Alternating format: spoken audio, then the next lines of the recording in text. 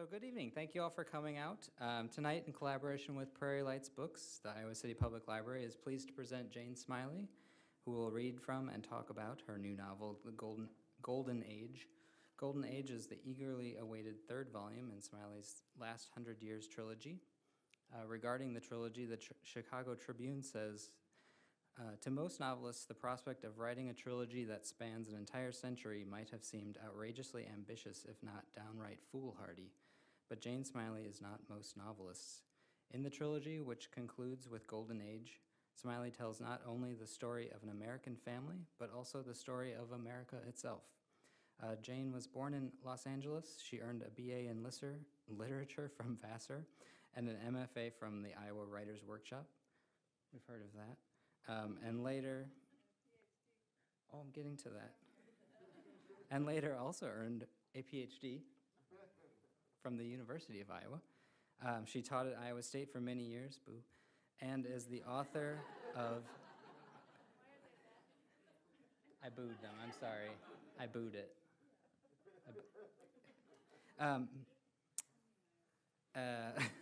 An author of an impressive number of novels and works of nonfiction, as well as young adult literature. She's particularly beloved here in Iowa, where she is widely considered an Iowa author, even if she currently lives in Northern California. We're very happy to have her here tonight in Iowa City, so please welcome Jane Smiley.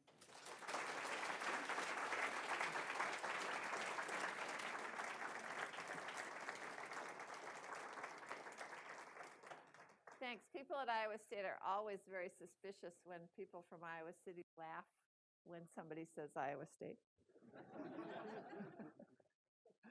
So this is Golden Age. The first volume was called Some Luck. It ran from 1920 to 1953. Second volume was called Early Warning, and it went from 1953 to 1987.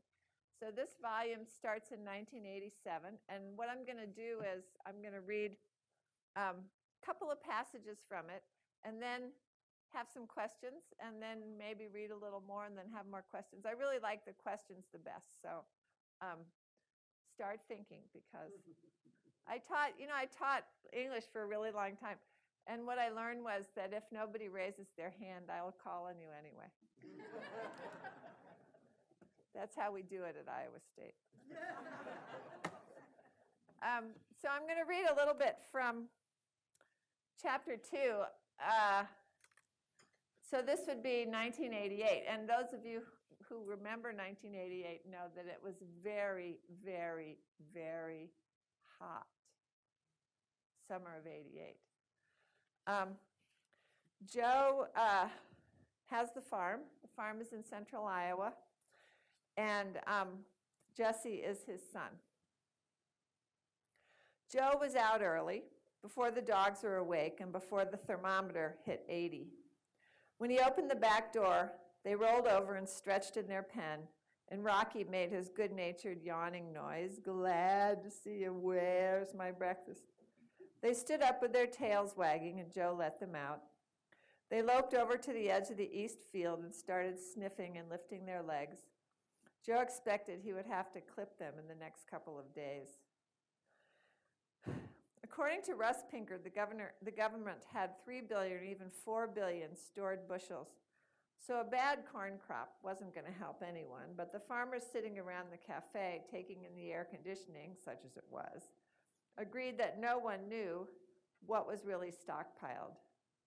Jeff Green, who ran the NPPC hog facility between Denby and Usherton, had relied on government figures to decide when to buy feed, and his estimated cost had turned out to be too low by $50,000.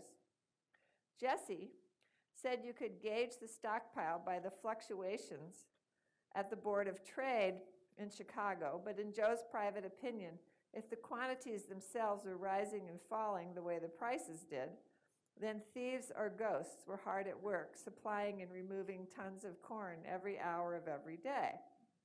At any rate, Jesse had admitted the night before at supper that prices were falling because traders were hedging their positions. "Are you doing that?" said Lois. And Jesse nodded one of those "Mom, don't tell me what to do" nods.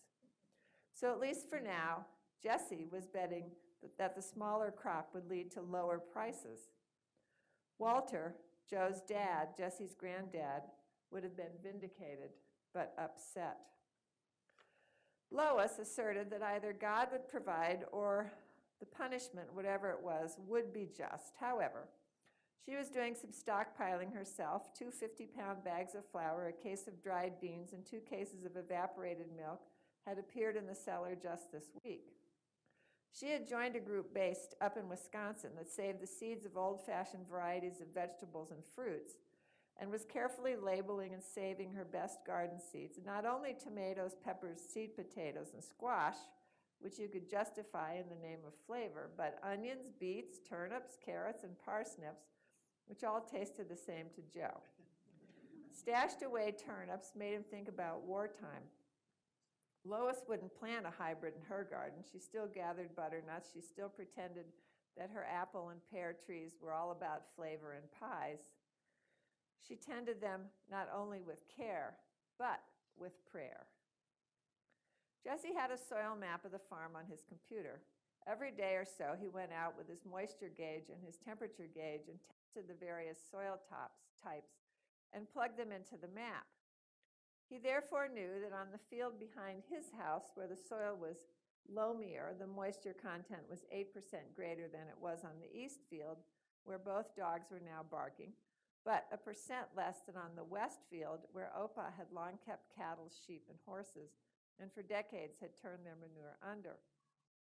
On the hill behind Joe's house, where everyone had always been careful to terrace if they planted at all, you could see the soil shading from dark to chocolate to caramel just by looking at it.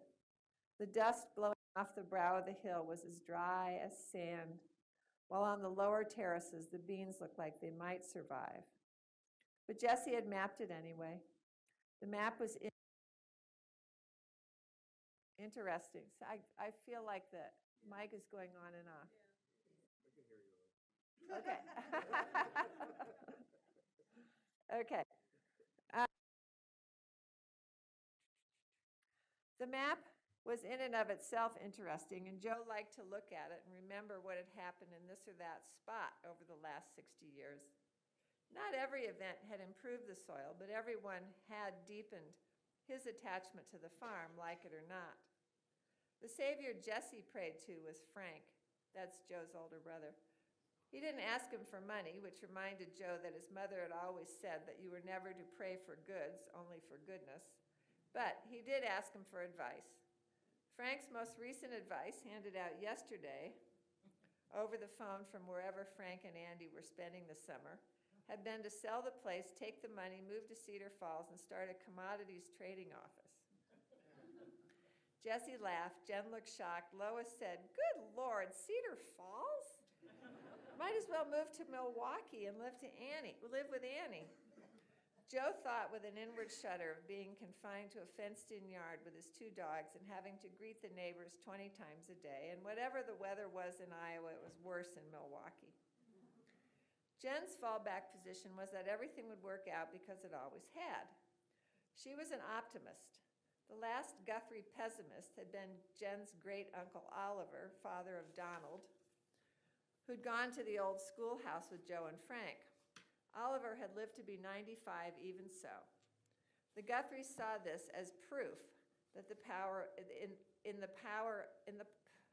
as proof of the power of positive thinking genetics. Jen was a lovely girl and very sweet, but she wouldn't have a stockpile in the house. She thought it was bad luck and bad faith.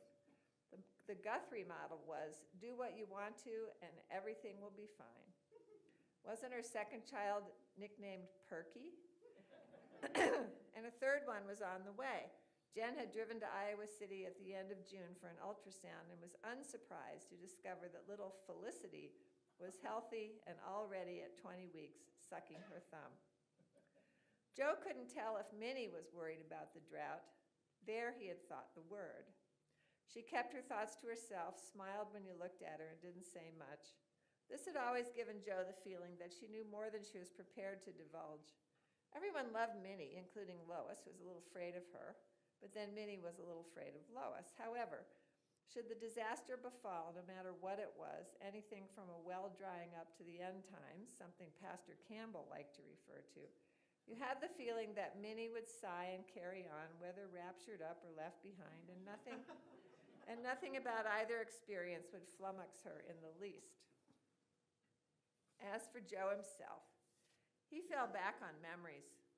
He knew exactly when the last drought was that was this bad had been, 1936, the year his Uncle Rolf hanged himself in the barn.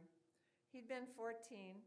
Rolf would have been a year or two younger than his mother, Rosanna. Probably he was not even 35 when he did it. Since Joe had turned 66 in March, 35 now seemed to him awfully young to give up.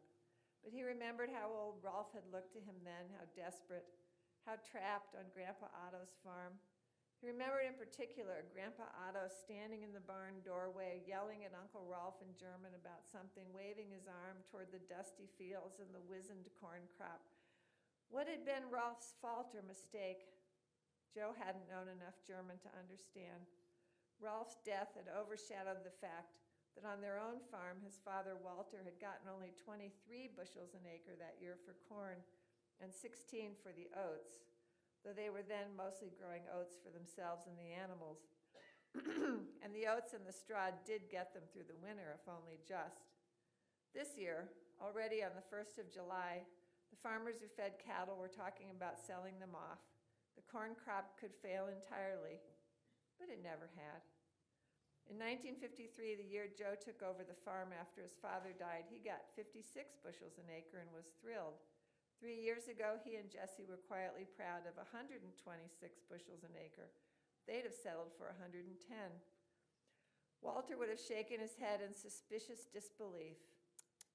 Not going to get 10 cents a bushel for that, he'd have said. And Rosanna would have said he was spoiled rotten. Joe stretched his left shoulder, pressed the spot that always hurt with his right thumb, and vowed not to throw Rocky's tennis ball today, even though Rocky brought it to him and dropped it at his feet. Joe kicked it. It rolled away. Rocky glanced at him in disbelief, then ran after it. Snickers was lost in the dusty corn, hunting rats for sport. Joe picked up the little shovel beside the pen and went in. One mess in the back corner, which he scooped up and tossed out into the weeds, nutrients in dog shit, too. Then he filled the water bowls. Lois had put her foot down about no dogs in the house at night, and no dogs on the new couch, and no dogs alone in the kitchen since last summer, when she happened to come in from the garden and see Snickers, his paws on the edge of the counter and the cooling carrot cake between his jaws. He called the dogs and went inside, pausing to turn the face of the thermometer that was hanging there to the wall. Maybe that was Joe's fallback. The less you think about it, the better. So that's Joe. He's the quiet one. So I'm going to read a little bit about Frank. This takes place a few years later. Just going to find, in 1993, so this is about 5 years later. So Frank is about 2 years older than Joe. He's born in 1920, so he's now about 63. And, well, you'll see what happens. Greece was a place that people their age, Andy thought, could never understand why they had waited so long to get to. Certainly standing on the uneven paving in front of the Parthenon, looking outward to the city beyond, Andy felt herself to have finally arrived at the apex of something, but not something as crass as civilization. Frank was good. He'd been reading all summer. He supplied her with all sorts of information and helped her not to stumble, but didn't care if she asked questions. She didn't. And he didn't imply that if she'd paid more attention in school, she would know who Socrates and Plato were. At Mycenae, but they pronounced it McKenna, he stood with her at the gate into the city, the Lion Gate, where after gazing at the carving of the two headless lions standing on their hind legs facing a column, they marveled for quite a long time at the grooves in the paving, where there had been a rectangular stone in the portal, as wide as the space between the wheels of a chariot, to help the charioteers orient their vehicles so that they could get safely through the gate. These 3,000-year-old ruts were the ghosts of uncountable momentary thoughts on the part of uncountable lost charioteers. As they walked up the hill from there, Frank told her a little about the Trojan War, the Achaeans, the Mycenaeans, and their friends and enemies. They followed a narrowing passageway and peered into one of the beehive tombs. The orange color of the local soil made the landscape seem especially abandoned. McKenna, Andy thought, was much more haunting than the Acropolis, not white but brownish gold, as if the light of 1600 BC were cooler and duskier than that of 500 BC. Olympia she found flat, busy, and boring, as if the labor of the gods had been not great doings, but gossip, bookkeeping, and shipments here and there of olive oil and flax. Andy strolled along, looking at the ruins and the sky, taking in the fragrance of the vegetation. Although it was impossible to stay in Greece forever, she had the feeling that you could remain, lifetime after lifetime, floating here and there very quietly and with plenty of company. She'd never felt this way about New Jersey or Iowa. It was the assistant cook on the Flyboy, the yacht where they stayed for 3 nights, who said that after they looked at Knossos and Agia Triada, they should not miss Delphi. It was out of the way, and Frank had planned to skip it. But since Andy had expressed no desires at all so far, he was eager to do whatever she so much as mentioned. Almost October now. They got to Itea late in the afternoon, nearly dark, and decided to take a room in a regular hotel there rather than continue up to Delphi. They ate in the dining room, spanakopita and roast lamb. Frank did an unusual thing. He took a glass of ouzo and ordered Andy one too. They sipped quietly, and she enjoyed the sharp anise flavor, but not, as it turned out, the tingle of the alcohol. Their 2 little glasses, half full, sat side by side on the table, and Frank said, "I miss the kids." He said this naturally, as if he had said it before, but he never had, or at least to her. Andy almost said, "What kids?" But then she said, "Do you mean miss or missed?" Frank looked at her and then at the 2 little glasses. He said, "What's the difference?" There was a long silence, not uncongenial. If there was anything Andy knew, it was not to push something. Finally, Frank said, "I know that was a nightmare with Arthur, but I enjoyed getting to know Charlie. He's a little like Richie." "No," thought Andy. "Like Richie might have been," he added. "Without us," thought Andy. "Without Michael," said Frank. In the morning, they found their car and driver. The day was blustery and the sky gray.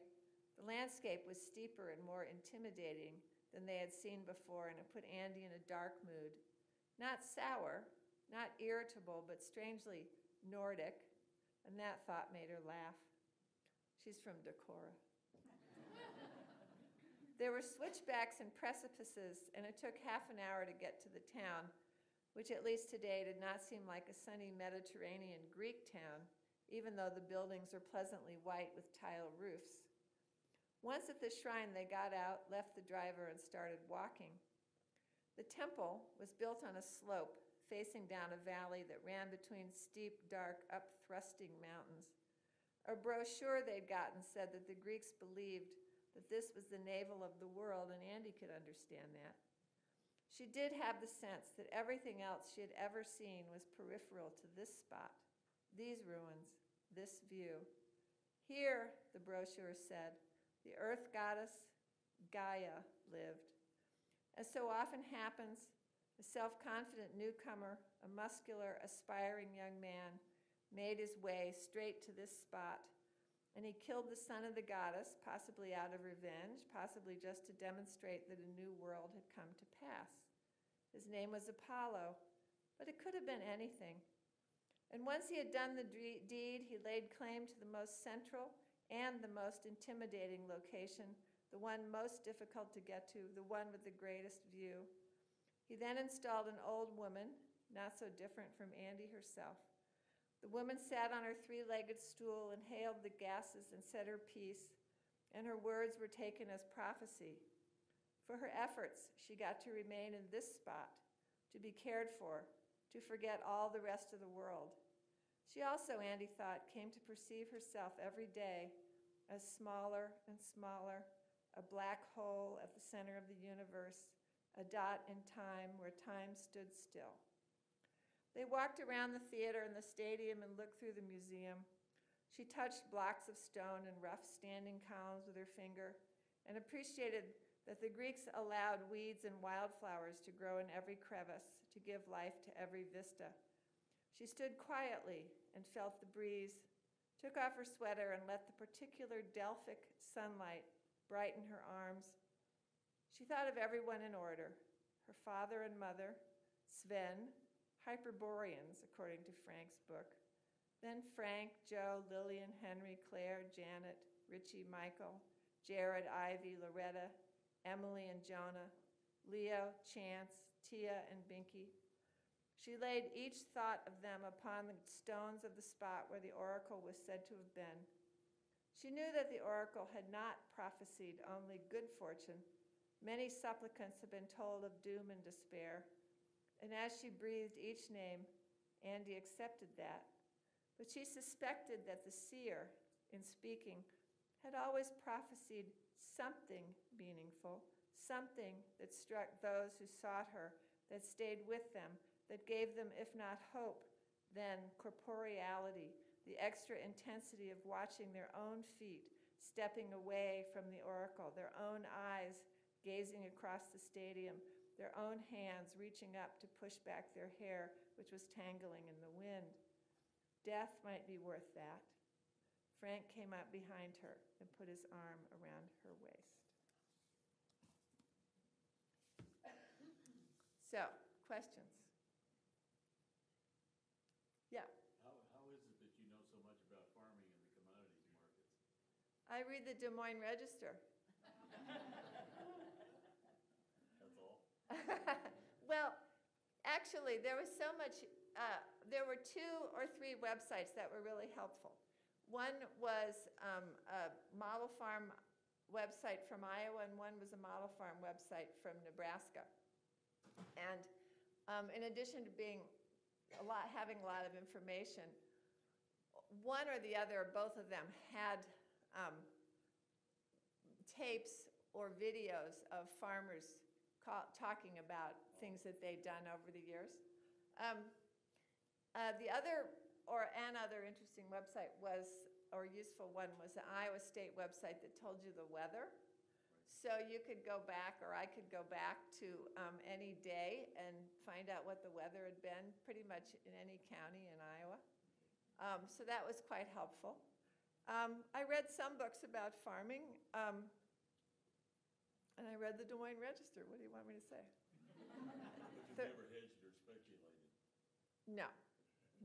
I've never hedged or speculated. Yes, right, yeah, you. Were you brought up on a farm? Nope. I was brought up at, I was born in LA, and then I was brought up in St. Louis, outside of St. Louis. But when I moved to Iowa in 1972, we moved, the place we found to rent was a farmhouse outside of Wellman, between Wellman and Kinross. And so the neighbors were working the farm, but we lived in the farmhouse. And I used to walk around a lot and look at the neighborhood. And I got quite interested in farming. So I lived there. I lived in West Branch. I lived north of Iowa City. And then when I moved to Ames, I was still interested in farming. And I learned stuff when I was writing 1,000 Acres. So this is the place to learn. Yes, way in the back. I hope you don't mind if I bring you back to another of your wonderful books. I'm an English professor. I'm teaching your novel New, Uh-huh.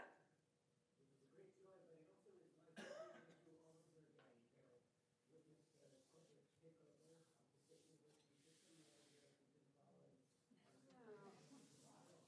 I've heard about it. I didn't expect Mood to be prophetic. I expected to actually put an end to the corporate takeover of the university system when I wrote Moo. And so when I first wrote it, which was in the mid-90s, because it was published, I believe, in 98,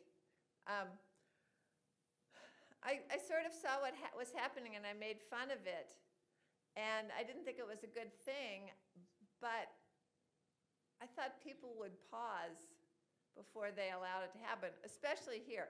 Now, they will tell you at Iowa State that Moo is not set at Iowa State. And it isn't. That's why I wanted it to be at a sort of characteristic land-grant university, not Iowa State. And the problems that I saw at the time, I thought were troubling, but I didn't think it was going to get to be as bad as it is. And I'm sorry that it's gotten as bad as it is. I mean, one of the things that's happened, I believe, is that what we used to see in the university, and when Frank and his brothers and sister, or his brother, Frank goes to Iowa State. His brother Henry goes to the University of Iowa, and the others go most to Iowa State or Iowa. It's free. It's a land-grant university. Why'd they get that big chunk of land anyway? So it could be free. And that was the thing I loved about Iowa State and the University of Iowa. You could get a good education for not much money. And so that's the thing that I think is the worst thing about what's happened in the university systems. And it sounds like, and I only know this from looking at it from afar, but it sounds like what's going on now is making it worse. But, what can I say? Good luck. Any more? Yes, right there. When we talk about how the writer work, we have a vernice. How did a writer workshop prepare you for a full career? When we talk about how a writer workshop here on campus prepared. How the Writers' Workshop prepared me for my career? Well, basically, the workshop taught me to ignore my teachers. When I went to the workshop, the workshop changes year by year, and some sets of students are more competitive than others. But it happened that the year I went, my fellow students and I were all quite agreeable with one another, and we even would do extra workshops. And so I paid attention to them and what they thought, and I didn't really care too much about what my teachers thought. So now when I teach writing, I tell my students, pay attention to what your fellow students think, because they're going to be your readers, because your professors are going to die. And so what workshop did for me was give me a sense of collegiality. It gave me a sense of what my friends were doing and what we were trying to do together and where we were headed, and it gave me a sense of support. And it gave me a feeling that, yes, it was possible to do this. Now, one of the things that happened was my second year, or maybe it was, because he was here for a couple of semesters, a guy came who was only 2 years older than I was. His name was Henry Brummel. He had put out his first book, and they brought him in. And it wasn't so much that Henry was a great teacher. It was that he showed that you could get in the door, because he was only 2 years older than we were. He seemed sort of like us. We enjoyed him. We're quite fond of him. And so to me, that said, oh, if he can do it, we can do it. And my fellow students were quite ambitious. Richard Bausch was one of my fellow students. Alan Gurganis was one of my fellow students. And My future editor, Barbara Grossman, was one of my fellow students. So what did I learn? I have no idea.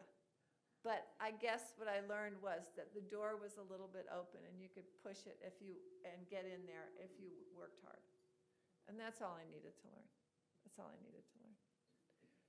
Way in the back and then closer. So way in the back. Probably massive when you load the timestamp. What in particular was it about Iowa that you thought captured sort of the essence of the American experience? Well, are you talking about the last 100 years? Yeah. Oh, so what I really wanted to talk about the transformation of agriculture and food as kind of the groundwork for the modern era in the U.S. If you look at the U.S. and the way that what we eat, how we produce what we eat, where we go to get what we eat, what's in what we eat. If you look at that from another country, you say, what in the world are they thinking? And we know it's not good for the land. We know it's not good for the farmers. We know it's not good for the people who are eating it. We know it's not good for the babies that are being gestated. And yet we just keep doing it. Why do we keep doing it? Is it because we don't care? Is it because it's full of sugar and we're addicted? Everybody has their theory. But I thought it was really, really interesting that as sort of one of the most important events of the modern era was the transformation of farming and eating. See, there's people leaving already. And I really wanted to, they're hungry. Oh, good. And I really wanted to talk about that, and I wanted my book to be oriented around that. Now, one of the significant aspects of that is climate change. So as farming is transformed, simultaneously the world that we are living in is being transformed. And one of the first things it's going to affect is farming and food. And so I thought that was a good way to a good foundation for the book. And so Iowa was the place to go. If I set it in the Salinas Valley, then my characters aren't going to go anywhere. They might go to San Francisco. They're lucky.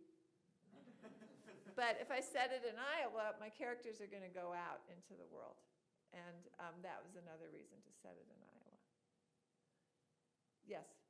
When you picked the location for this story and the communities that these characters traveled to, did you have specific existing towns in mind and just use fictitious names? Well, there is a clue in the name of the larger town that they are near. And that's all I'm going to say.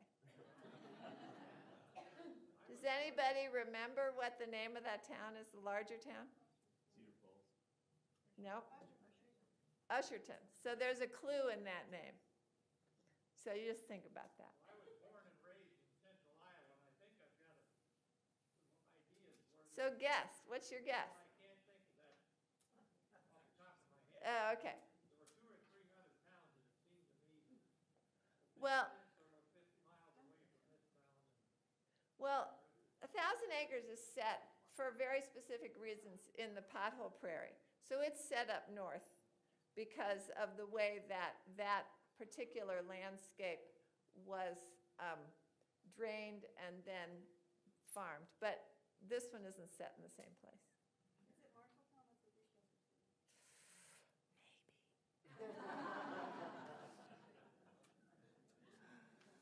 Okay, yes.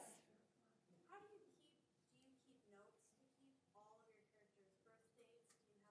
Do you have to constantly keep notes, or do you just have it all memorized? How do you keep every? Well, I made it easy for myself because I had Frank be born on the 1st of January, and I had Joe be born 2 months later, and I had so then I knew I could keep in my mind around the time they were born, and then also I knew the difference their differences in ages. And one of the things that I did was, my mom was born in 1921. Her sister was 2 years younger than she was. My aunt, one of my aunts was born in 1926. And so that helped me keep track of these characters too. But in fact, it wasn't hard. Once they were born and I set them up and they started going, then it was like keeping track of members of your family. You wish you couldn't. But you must, you can't help yourself. And so they came to seem very much like members of my family. And I had issues with them that I wish they would do things differently, and they didn't. And, it was fun. I enjoyed that part of it. Yes, right there. When you start writing, do you have all of those characters already in mind and the full trajectory? I suspected there was Come along later. no, I did not have them all in mind. I knew there were going to be 5 kids. And I knew that Walter and Rosanna were born in 1895 and 1900, and that there were going to be these 5 kids. But the other characters, I didn't know. And that was really the fun part for me, because they would be a certain age and they would be in a certain spot and somebody would show up. And I would realize, that there's a new character. That's interesting. Where's she from, or where's he from? It's a little, this has happened before. When I wrote Moo, I hadn't intended to have that hog there. And so Chairman X, the Marxist horticulture professor, is looking at his garden, which he's planted outside of this basically condemned building.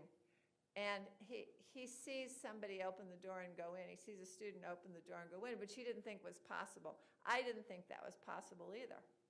But it just happened. And so when it happened, I said, what's going on in there? And then I came up with the experiment that was taking place in there, the secret experiment that was taking place. So I think that's a good thing. I don't think you should plan it all. I think you should go ahead and see what happens. Now, I want to answer some more questions, but I'd like to do one other little thing, which I quite enjoy, which is to have somebody call out a year, and then we'll read something from that year. So it would be between 1987 and, say, 2015. So just shout it out. 1991. And what'd you say? 97. Okay, we'll try 91 first.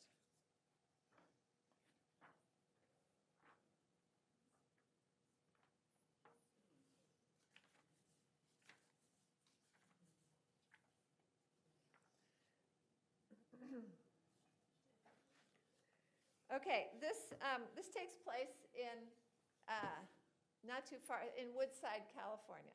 And this is,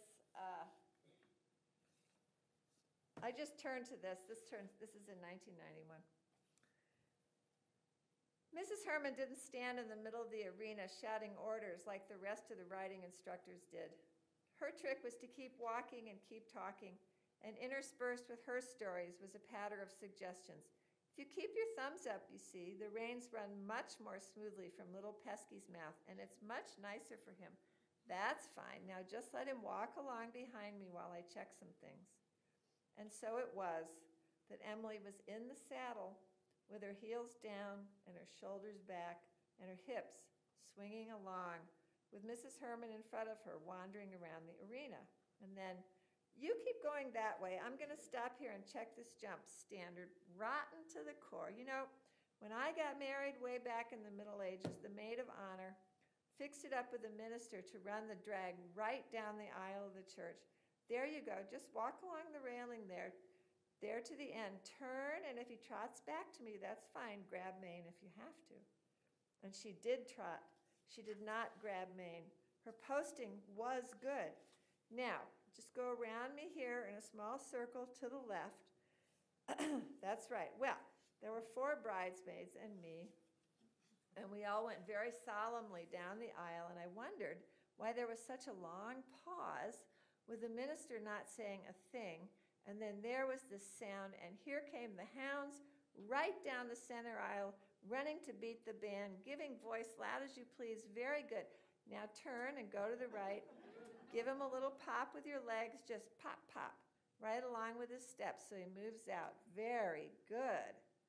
Pesky stretched his neck and put his head down. Emily could feel his back end curling and stepping a little more. Let the rain out. That's his reward. Peter spun around and stared. I was just laughing. And then the side entrance of the church opened. Sally had stationed a whipper in there, and the hounds ran out the door. Everyone was roaring with excitement. I must say, it did make the local paper. Now, just pop him a couple of times with your right leg so that he will bend inward and make a larger circle. There you go. You're only signaling him, not punishing him. Pesky knows that. Pesky was walking fast now. His head and neck were moving from side to side, and his ears were half pricked, which Emily knew meant that he was paying attention to her, not to the two riders who were passing the gate. Walking, walking, and in the next stride, he rose into the trot, and his trot itself lifted her out of the saddle. She posted again, this time more smoothly. It didn't feel fast or scary, but easy, and just what someone riding a horse would like to do, even Emily. Mrs. Herman kept talking. At the reception, they all told me that they had planned to use a fox. Can you imagine? But foxes are elusive, but they never did catch one. Now that is a good trot. Just loop outward to the rail and then turn toward me. Very good. What was really strange was how different the landscape looked when she was on top of Pesky rather than walking beside him. It looked brighter and broader. Mrs. Herman would say, right over there, we had a lovely gallop last winter. That's a beautiful spot. Or, you can't see it from here, but behind that stand of oaks, there's a trail that's perfect in the summer, very shady. Next summer, we'll go out there. Barkus likes a good long walk, 2 hours at least. Emily believed that in a year, they would do all sorts of things because Mrs. Herman knew just how to do them. So that's a true story, actually, about the wedding. Okay, 97. What have we got here? Whose wedding? It was her wedding. There's a friend of mine. It was her wedding. And she was a master of hounds outside of San Francisco. Another time, I put this one in it too. What's the name of the collider there? The Large Hadron Collider. One time a fox ran across where the hounds were chasing the drag, and the hounds ran after them, and the fox ran through the building, and the hounds followed him or her, and my friend had to decide what to do. Well, the building is a couple miles long, so she just jumped in and jumped out and ran on. So I always thought that was okay. 1997, I'll find a short one. Oh, this is a true story too. None of these things happened to me, but I listen to what people tell me all the time. And this is also about Emily. Emily's now 1991. She's now 6 years older than she was, so she's about 16. Listen to what Warren told me, said Emily. Janet was stirring the penne so that it wouldn't stick. Emily had become a vegetarian, so they were having a mushroom sauce with it. And Jared had told her that although he would miss Emily once she was off to Mount Holyoke with patty cake, her jumper, he would not be sorry to go back to guilt-free meat eating. Jonah was doing something noisy in his bedroom, maybe jumping on his bed, which Janet would allow for a minute or two. Warren was the farrier at the barn. Emily liked to encourage him to tell 60 years' worth of stories while he shod the horses. I'm listening, said Janet. Did you ever meet Melvin Case? He was one of Mrs. Herman's whippers in. No, said Janet. She stirred the penne again. Warren said that he lives in a railroad-style house. I guess that's long. Anyway, He heard the phone ringing in the middle of the night, so he got out of bed and he staggered to the living room to answer it. When he staggered back to bed, a eucalyptus tree had split in two and half of it had fallen on the house right through to the bed. The whole end of the house had collapsed. Janet's spoon jumped in the water. She sensed what was coming, didn't you always? So listen to this. It was a friend of his who'd had a dream that Mel had died, and the dream was so vivid he had to get up and call him just to make sure he was all right. He said that he was fine. The guy apologized for getting him out of bed. Warren said that the next day Mel called his friend and told him always to call him if he had a bad feeling about him. Then, do you believe that? I wish I had that kind of friend. Janet thought, yes, I believe it, but she said, I'm more than a little skeptical. I think it's creepy. It's definitely creepy. When she woke up in the middle of the night, it was to thoughts about that phone call. Had it happened? Their farrier had plenty of stories, and Janet had listened to her share. Mostly she did believe them. Peacocks in his trees, a woman mounting her horse, the horse slipping, landing on her, killing her. A trainer forcing his horse against its will and Warren's advice into a stream, the horse and man going under, the trainer's cowboy hat popping out of the water like a bubble. The horse saved the man.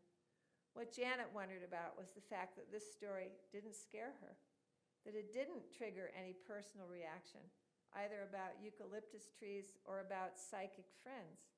It pinpointed her realization that she wasn't afraid anymore. Something, since she had kept her fears so secret for so long, that no one else would notice. She knew, lying there, that it had been her father's death that erased her fears. That and giving away her inheritance to Fiona's favorite charity, the Thoroughbred Retirement Foundation, Jared's favorite, the Big Sur Land Trust, Emily's favorite, the Jane Goodall Institute, Jonah's favorite, after some coaching, PBS, and her own favorite, Save the Children. With each check she wrote, she could detect a snort in the Empyrean, her father deploring this waste of his hard-earned cash, or maybe that snort was in her own mind. Her mother had said, "How good of you," but it wasn't goodness. It was a series of assassinations, and they had worked. She and Jared had plenty of money anyway. Their house had doubled in value, and Jared's stock in his company was at an all-time high. Spending $25,000 a year to send Emily, not to mention patty cake, to Mount Holyoke seemed prudent, not profligate. People were coming to Jared all the time, asking him to join their startup, computer animation for every purpose. Once he was tempted, but when he got to the meeting, he jokingly grabbed the elaborate identifying plaque outside the door of the offices, and it came off in his hands. He took this as a sign and didn't join them. The entrepreneurs were all 22 anyway. That made him nervous. But Janet did not think her fears had seeped away because of prosperity or age. Poverty and decrepitude were not what she'd always feared. It was mutually assured destruction. Even after she did avoid Pastor Jones's version of apocalypse, she worried that she'd only put it off. Thinking about it now, she suspected that the knowledge that her friend too had avoided it was what finally eased those fears. The marvel was not that she had dreaded the end of the world. It was that so few others seemed to. When she asked Jared if he remembered the Cold War, duck and cover, the Cuban Missile Crisis, he shrugged. Yes, but no, not really. What she saw now was that she had known all along, all her life, that if destruction came, her father would not care enough to save her. Now he was gone, and she was safe. Okay, more questions. We have a little more time. Yes? One question, well, maybe it's not. I noticed, I can tell that you're not a native-born Iowa writer because you love Iowa. It's like, you think that could look like a sister? Ah. Like that Iowa writer who wanted to destroy the city. And even Stephen King made that movie about the niggas, the bomb, that blew up something in Iowa City.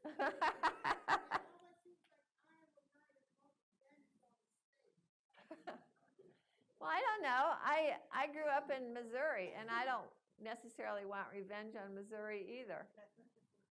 What do I want revenge on? Washington, D.C.? Yes.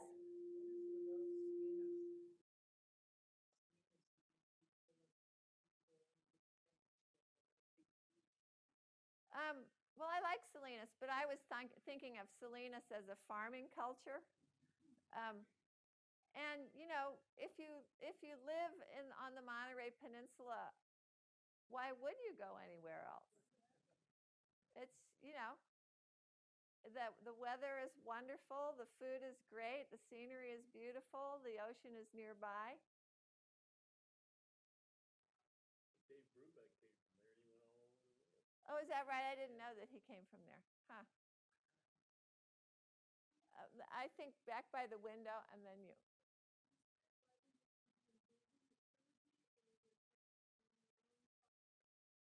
When I started writing it, I got the title first. It was The Last 100 Years, and I knew I was going to go year by year. So I knew it was going to be really long. So I knew I was going to have to break it up. And that's basically, it was practical. Yeah. You mean all of them? All the novels? Okay. What I dislike the most? I don't know. Because if you meet somebody, you don't know what's going on in their inner life. If you write about them, you do. So, so probably I would dislike the wrong ones. Last night I was in Coralville, and a 17-year-old girl who goes to the Scattergood School gave me a letter. And I signed her book, and then she gave me a letter to read, and I went home and read it, went back to the hotel and read it, and it was 2 pages about why she really didn't like my books nearly as well as daughter. And she specifically really didn't like Rosanna. She liked Walter, but she didn't like Rosanna. They had to read some Luck in school. And I didn't like Rosanna. It just meant that she didn't like her. And I could see how a 17-year-old might find her too intrusive, So anyway, I don't know if I could answer that question. Yeah.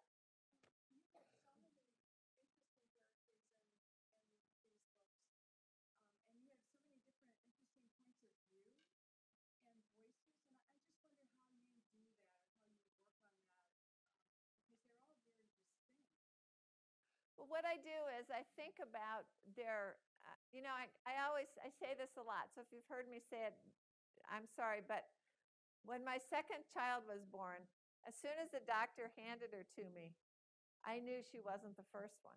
I mean, it was like so ingrained in her to be different from the first one. And then the third one was born, and he was different from the other 2. And so I've been thinking for a long time about what makes people different from one another, what makes them, how to see things through their point of view, why their point of view would be, why your point of view would be different from your point of view. That's always something that's really intrigued me.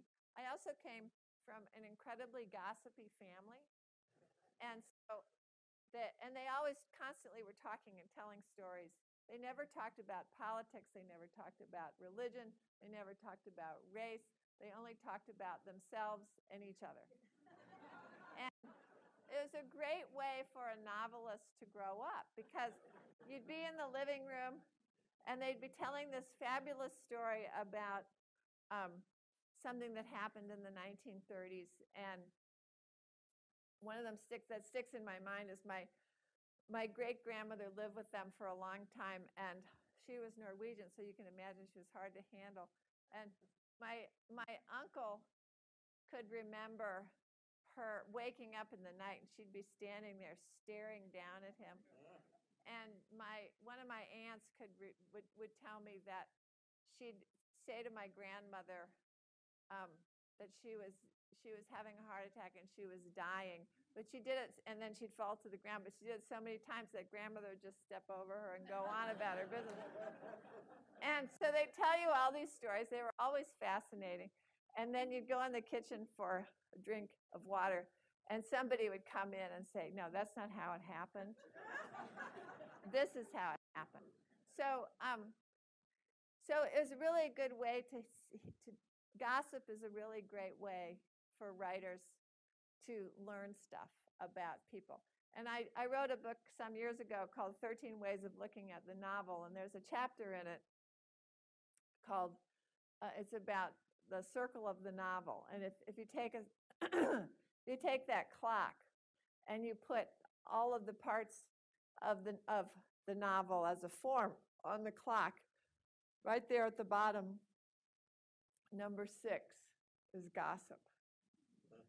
And I think, any novel you read, the novelist learned a lot from gossip. Yes? I realize that every writer really is unique, and you are. But are there models for you? Are you saying to yourself, what would Dostoevsky think? What would Faulkner think? Do you do that? Not consciously, but I have looked back after reading books and realized that somebody influenced me more than I thought. For example, after I wrote Moo, I realized that I was probably more influenced by David Lodge than I thought I had been. Obviously, Shakespeare was a big influence on A Thousand Acres, but I didn't come to love him. I came to hate him. Because I came to realize he was way more, I grew up reading Shakespeare. If you grew up reading Shakespeare, you grew up scratching your head, but thinking, well, he's like my uncle or something. You feel related to him because you poured over the texts. And after I wrote A Thousand Acres and had to stick to the plot and realized how cruel the plot was, I thought, no, he's not my uncle. He's a Renaissance man. His idea of what standard behavior was way different than mine. And so he could tolerate things in this plot that I find almost intolerable. So I think your take on various authors changes over the years. 1, 2, 3.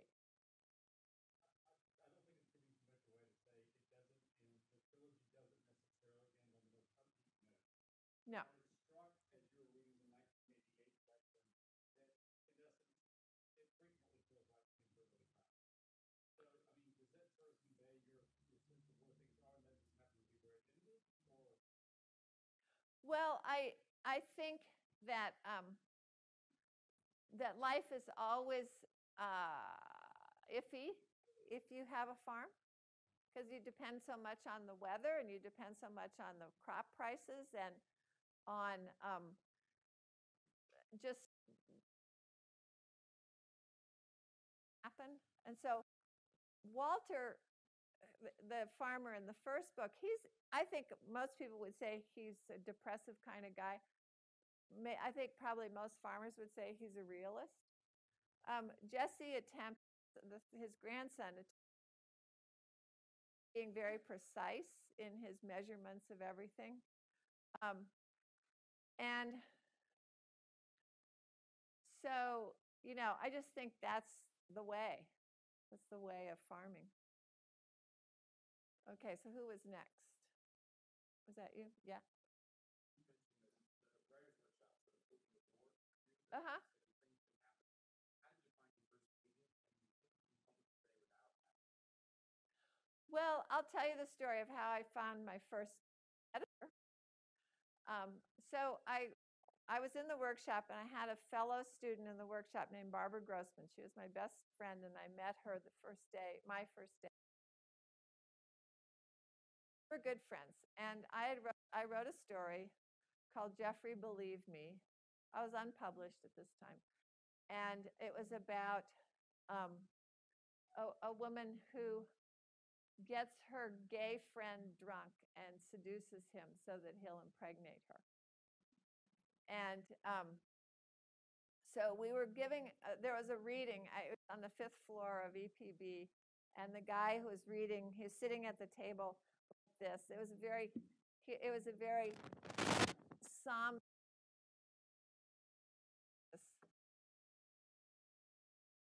He paused, and I handed the story very carefully to Barbara. We were sitting in the back row. And she read it, and she very carefully turned the pages. It wasn't a very long story. And there came to be a moment of silence after a particularly depressing thing in the guy's reading. And Barbara burst out laughing. And I said, all right, that's a good review. And that was the first story that I sold. So then Barbara went away, and she decided she wasn't going to be a writer. She decided she was going to be an editor. So when I had a novel written some years later, she was the first person that I sent it to. So that was the connection I made. And then she connected me to an agent. Do I think you can? I have no idea. You know, I think publishing is always in chaos. You know, for everybody who has an agent, there's the woman, there's E.L. James, who just was writing her book as a kind of enjoyable self-published thing and made millions of dollars. Somebody just don't know what the rules are anymore. But the main rule has always been get lucky. That's the main rule. Okay, so somebody else, yes.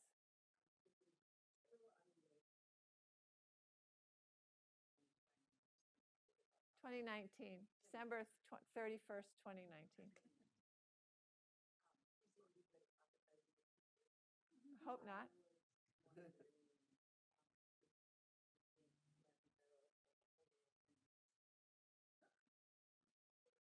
Well, you know, who's going to win the Breeders' Cup?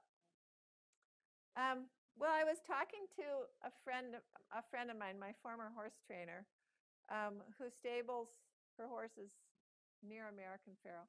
She thinks he's got a really good chance. She thinks he is the horse he seems to be. So, you know, I think he'll do it. Okay.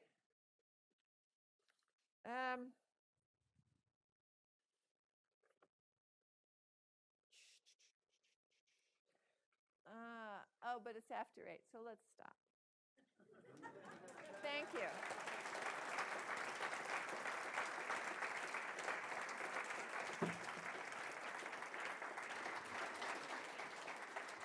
Thank you, Jane.